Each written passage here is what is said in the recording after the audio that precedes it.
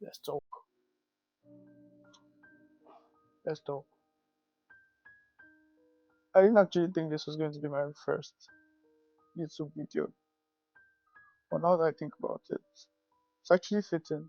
This is the type of vibe that is very on brand with me, to be honest. Um, but yeah, Nigeria, let's talk. I hear a lot of sweet things about Nigerians and Nigeria. They say we are resilient. They say we are innovative. They say we are stubborn, and they say all these good things about us. And why I don't necessarily doubt it, I'm just been wondering, how is it that when it comes to the more serious things, like we're not resilient when it comes to demanding good governance. We're not resilient, innovative, or stubborn when it comes to those very major things. But when it comes to minor things like policing women's bodies, adapting, and that adapting thing is so interesting. Like Nigerians are so good at, we are so good at adapting. It's not a good thing. It can be a good thing, but it's not actually a good thing. Case in point, today's say on the 15th of May 2026, 39 children and 7 teachers were abducted in Oyo State in what is now popularly called the Oriire46 incident. Until date, I'm recording this video as of the 19th of June 2026. That's exactly 5 weeks. We've not heard anything concerning their release. These children have been stuck in the bush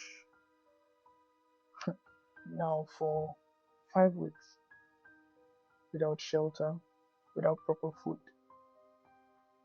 probably still wearing the same school uniform, without proper sanitation. See, it's one thing to you are listening to me and you think you get it, but you actually don't, because it's one thing to imagine something in your mind, and so the lived experience is vastly different. I,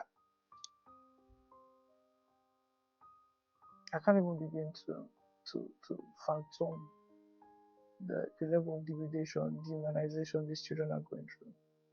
Fear, the level of trauma they're having to experience at such a young age. For those of us that grew up in child, for those people that experience childhood trauma, you know how affecting it is. Because one thing about trauma is it doesn't it's not something you can process away.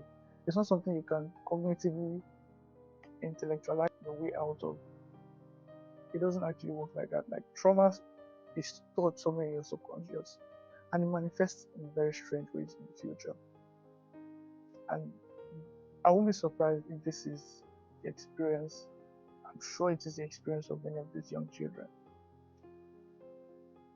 Niger Alpha. And what is also so interesting is their counterparts are moving on.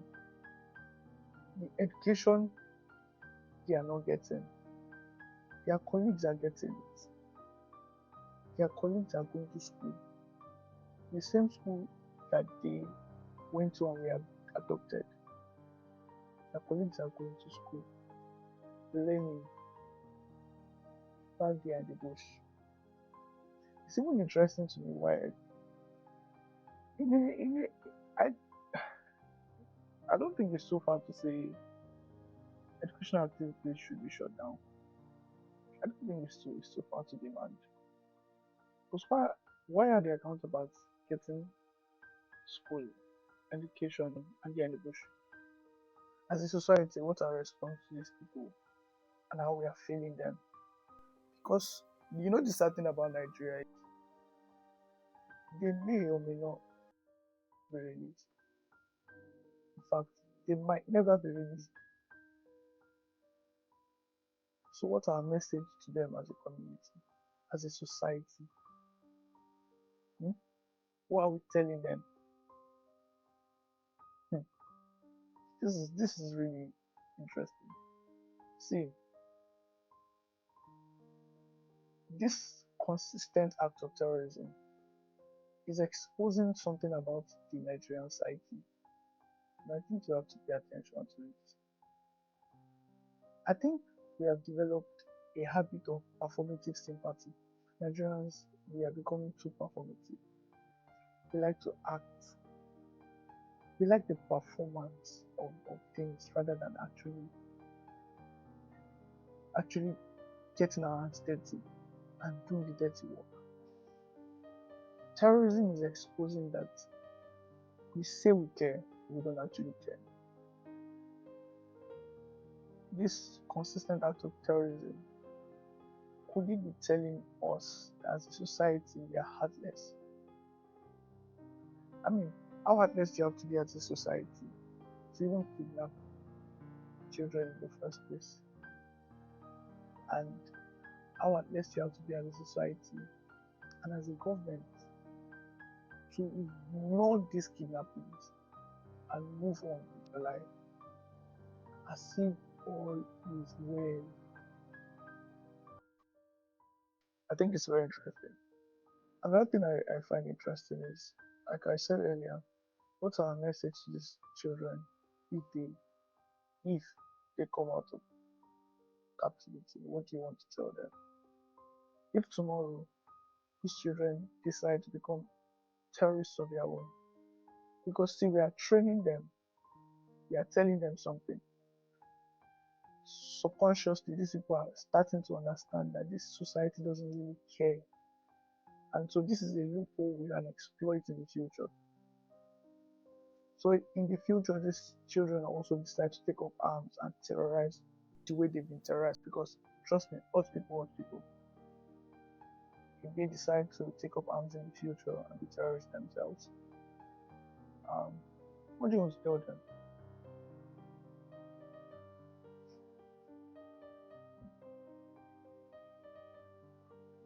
Honestly, and I'm also to blame in this. I'm not exonerated from this Nigerian society I'm casting aspersions on. I'm also a part of it. I also contribute to this negligence, but I refuse to move on. I refuse to move on. I refuse to move on. Nah, no. I don't believe this is the best we can do. I don't believe this is all the fight we can put up. I don't believe this is how much we can hold our government, and this is the extent to which we can hold our government accountable. If they say we are so resilient, if they say we are so innovative, they say we are so stubborn, they say Nigerians are street smart, well, come up with innovative ways to solve this issue. Resiliently, stubbornly refuse to move on from Oriire46. Don't give up. This habit of performing sympathy, of performing like you care, and then we create an opera for 2 weeks. And the government capitalizes on this because they expect you to stop talking. They know, they're already used to you now. But this cannot be all that we have to muster. This cannot be all the strength we have to muster. I believe there's more. I strongly believe there's more.